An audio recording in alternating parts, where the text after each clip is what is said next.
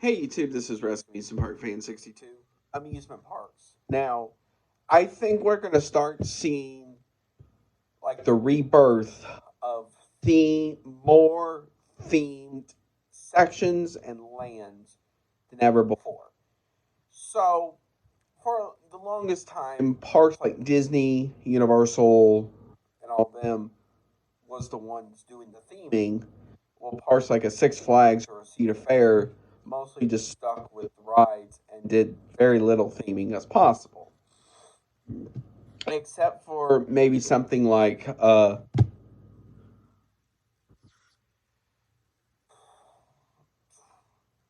Twisted Cyclone at Six Flags New England, where they kind of made it more like that, or Apocalypse at Six Flags America. Um, now, I think we're going to start seeing more like theme sections and stuff like that. Cedar Fair has announced for this coming season, Carowinds is getting a whole new like aviator section. Um, it's going to be behind um, their inverted coaster and stuff like that. Now, what could we possibly see? I don't know. Now, like especially with like Six Flags parks, I am curious if they're going to get away from like the DC slash Looney Tunes themes and start getting into other things. It doesn't exactly have to be a copyrighted thing, but it could be something maybe they wanted to try. So, like with Carowinds in the Aviator themed section. So it could be something like that, or it could be, it can be anything.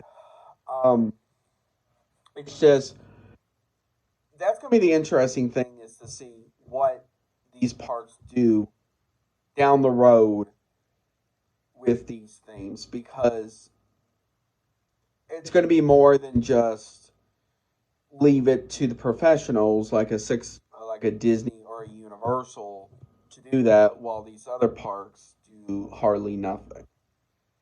And with a park like Six Flags, for example, I think we're going to start seeing less of like a DC theme attraction, a Looney Tune style attraction, which we don't really see much anymore anyway. And even if we do, it's usually a kids style attraction anyway. Um, so I think we're going to start seeing less of that and more into either original things or revamped versions of things. Um, Now, of course, they would have to redo a lot of some of these things in parks to do this, but that is fine. But like with a lot of the Six Flags parks, they're mostly designed to have a Looney Tunes section, a DC section, a junior DC section. Some of the Six Flags have that. So it's going to be interesting to see what they're going to do. And now with Cedar Fair, it's going to be like that as well because I just don't know how many kids nowadays know what the Peanuts characters are. Um, Compared to like a DC uh, theme or a Looney Tunes theme. Um, Now, what does this mean for those copyrighted things? Um, I do see them to a point sticking around and them still having their merchandise, their faces, the characters still around in the parks. I just don't see them pushing that on you as much anymore. Also, one of the things I do see as well is I do see more coasters coming to these parks, but maybe they can be original and they could still be clones. But the good thing would be about with a lot of these clones will be it's not going to be like Six Flags' past where they cloned uh, stuff like the five the 40 free spin or the super loop or something in that ballpark.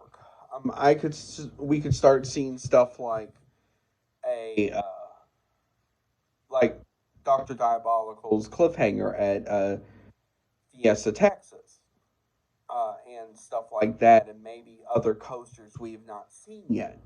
Now, if you have not paid attention yet, as of now, at least two parks in the Six Flags chain have announced for this season they're going to be putting in a spaghetti kids coaster that's racing. And the cool thing about this, too, from what I understand of this ordeal, is that,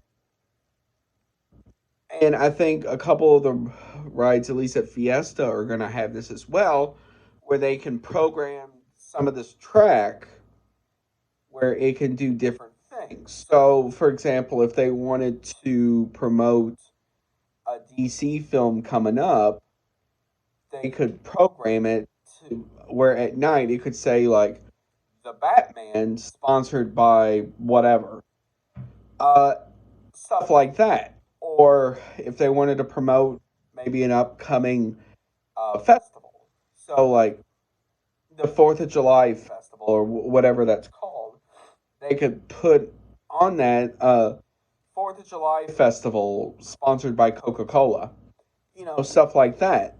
And that would be one of the good ways, especially at nighttime, you could notice it because a lot of the times with these sponsorships, you can see these during the day where they're like a big banner or something like that. But then once nighttime comes around, a lot of the times you can't really see a lot of these banners and stuff unless there's a light nearby or on it. So that can be a good way for them to start doing that sort of thing. Now, with that as well, I can honestly also see these parks putting in something like that, maybe in the front of the park, for example, to say, I'm using names here, Batman, Superman, Wonder Woman, and Bugs Bunny flight are all closed today. Stuff like that. Honestly, it's a wait and see situation, but I do see the future of amusement parks being bright and being a lot better than it has in the past.